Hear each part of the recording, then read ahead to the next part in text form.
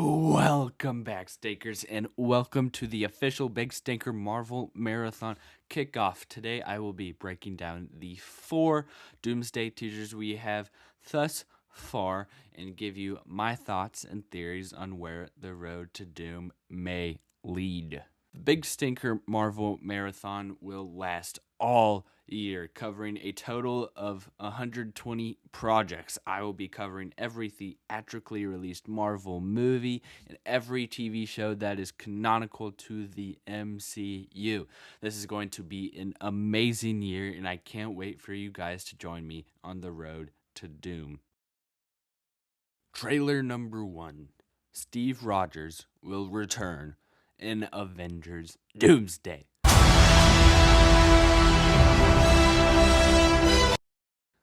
The character that changed our lives. The story that brought us all here together. It was always going to come back to this, says the Russo brothers. We open on the filled southern fields, where we see a motorcycle whiz on by. Next shot, a rather familiar looking house. A house seen at the end of Avengers Endgame. The motorcycle comes to a halt. As we go up the front porch, we see the titular Captain America suit be pulled back out. A father is holding his newborn baby. The father is Steve Rogers. Chris Evans is coming back for Avengers Doomsday. Not much to dissect here. The last we have seen of Steve Rogers is at the end of Avengers Endgame, having that once promised dance with his love, Peggy Carter. And now Steve has kept the same suit he used in the Battle of Earth, and now something is getting him to pull it back out. Why? Doctor Doom. Taking it back to Endgame, Steve goes back through time to deliver the Infinity Stones, borrowed in order to undo what Thanos has previously done in wiping out half of the universe's population, yada yada yada. As explained in Loki, the Avengers going back in time was planned all along. It was supposed to happen. But what I believe is that Steve Rogers was never meant to stay back in time. I believe he was supposed to come back. And because of that, an incursion is born, and that very incursion is what gets the attention of Doctor Doom. And speaking of that newborn child, if Steve was never supposed to stay back in time, you know who was never supposed to be born in the first place? That very baby. So what if Doctor Doom feels the need to confiscate that baby himself in an attempt to save the multiverse? And that is why Steve Rogers puts the suit back on. Okay, wait a minute. New theory. All right, let's put this all together now. Speculation has risen online saying that the man going up to Steve's door isn't Steve, but instead it is Victor Von Doom. It looks like he might be in a suit, presenting himself to be the good guy. Maybe he presents himself as a Tony Stark variant. We don't know. Now, Steve, of course, is going to be taken back by all of this.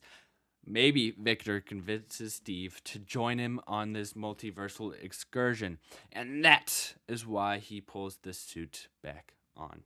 Let me know your theories down below in the comments. Trailer number 2. Thor will return in Avengers Doomsday. When even a god has to pray for strength, says the Russo brothers. Father, all my life I have answered every call to honor duty, to war. But now fate has given me something I never sought. A child, a life untouched by the storm.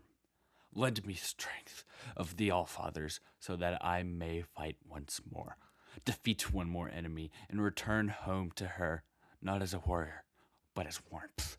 To teach her not battle, but stillness, the kind I never knew.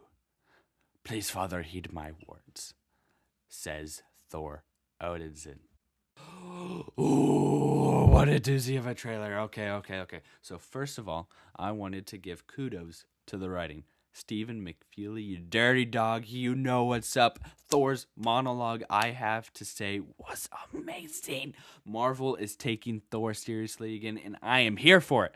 Thor is one of my favorite characters in the MCU, and I think this is going to be the best Thor has ever been on the big screen. So we start the trailer off in the woods as Thor walks looking somewhat defeated.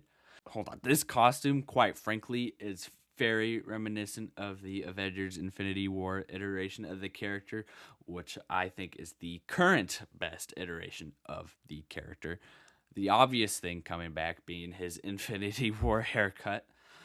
It then cuts to Thor's daughter, Love, lying in bed as Thor tucks her in goodnight, possibly for the last time. Love is played by Chris Hemsworth's daughter, India Rose Hemsworth. The last time we saw the character of Love was in Thor, Love, and Thunder. Love is the biological daughter of Gore the God Butcher, and it was Eternity that brought her back to life, and that is where Thor took Love as his own. Now, Love is the one to wield Stormbreaker at the end of Love and Thunder. But now it is Thor that wields it in this movie. Has something happened to Love? Similar to Steve's baby? I think yes. Maybe. Gore's child was never supposed to be brought back alive, just like the child of Steve Rogers.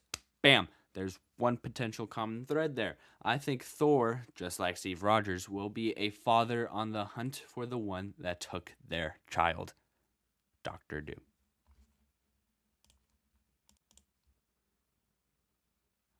Trailer number 3. The X-Men will return in Avengers Doomsday. Who will you be when you close your eyes? Says the Russo brothers. Death comes for us all. It's all I know for sure. The question isn't, are you prepared to die? The question is, who would you be when you close your eyes? Oh my god, okay. Now, obviously, this is the best teaser out of the bunch so far. It gets the nostalgia flowing through the veins. Ryder McFeely is at it again. Magneto's monologue gave me some hella chills. Okay. Let's go back through each shot and let's see what we can figure out. We start the trailer off with the X Mansion absolutely muddied and destroyed, leaving us wondering, what the hell happened? Professor X and Magneto are the only ones left in the mansion. And yes, Patrick Stewart and Ian McKellen are back yet again as the titular characters. And it is like we never left. These old brothers are back, and you can just feel the love and the history of the two already. They come together to play a game of chess, while hell is raining loose outside. Now, the vibes I picked up here, these two are obviously slowing down. They know they can't keep doing this much longer. This could be the last game of chess they'll ever play. Now, that's not the only character to finally return. Cyclops is in his blue and yellow comic book suit. But oh no, something is wrong. One Sentinel can be seen stomping behind Scott in the middle of all this destruction. Cyclops yanks his visor off to perform his iconic optic blast. Now, this is something that Scott does only as a last resort. So something terrible has happened, and this is his sort of Hail Mary. I think this could be him reacting to the loss of an X-Man, or maybe multiple X-Men. Maybe there's a reason why not all the original X-Men were announced in the Chairs Day live stream. Hold on. What if Famke Janssen is in the movie as Jean, but not for a long time, because she dies? And what if that's the case for Storm or Iceman? Now, I wanted to focus on the exact thing Magneto is saying. Who will you be when you close your eyes? Now, I think this could be a foreshadow, the very feeling all of these characters will have moments before the creation of Battleworld. 1 second, these heroes are in their own state of mind. The next, these heroes are mind-washed by Dr. Doom, and that then leads us into Secret Wars. Trailer number 4. The Wakandans and the Fantastic Four will return in Avengers Doomsday. Now, here's the most lucrative comment the Russos have made so far. What you've been watching for the last 4 weeks are not teasers or trailers. They are stories. They are clues. Pay attention, says the Russos.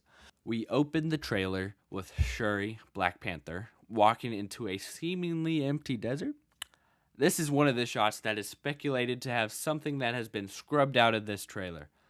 I can see it being the Fantastic Four ship landing in Wakanda, but who's actually on the ship is a different question. The next few shots we get are of the people of Talokan. We see Namora, played by Mabel Cadena. You could practically presume that Altuma will return as well. We also get our first look at Tecno Huerta Mija as Namor in his more comic-accurate black suit. Now, there's lots of things I think we should pay attention to. Well, it is hard to not notice the fact that the people in temples of Talokan are all above water, in the same desert wasteland that Shuri is walking through just a moment ago. So how did the water dissipate from Talokan? Could this be due to an incursion?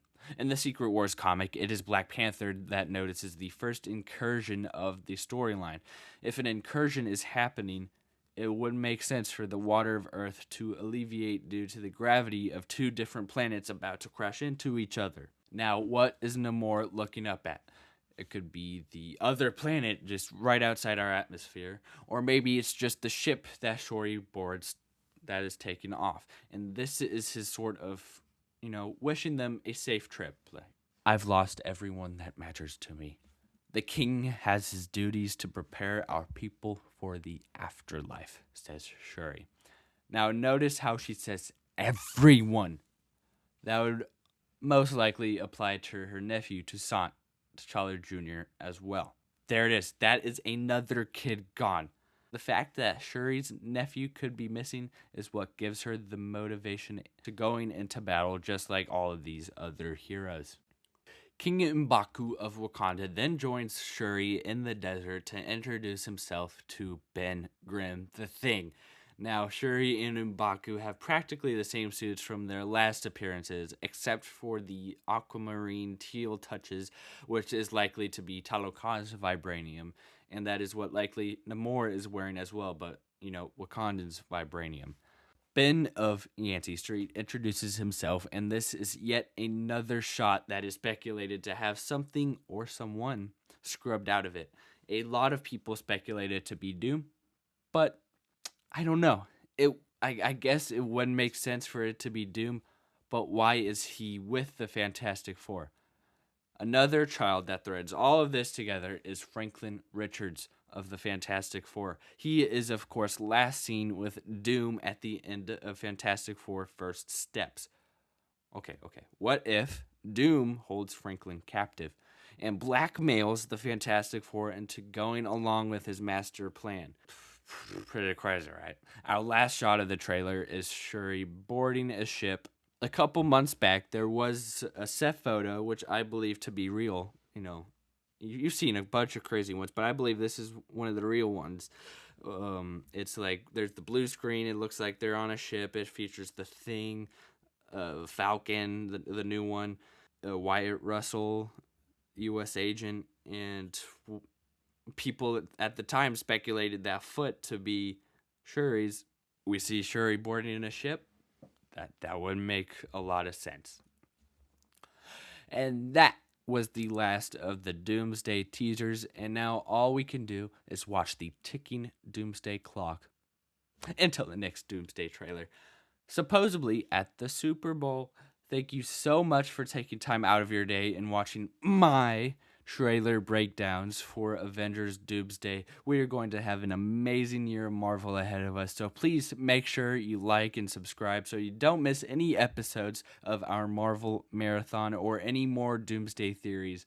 My goal for this channel, alright, it's crazy, but hear me out on this, is to make it to the official Avengers Doomsday premiere maybe even interview some of the cast and crew. I know it's a stretch, it's crazy, but I know we can do it. Right? So please help me. Like and subscribe. So until next time, stinkers, bye bye.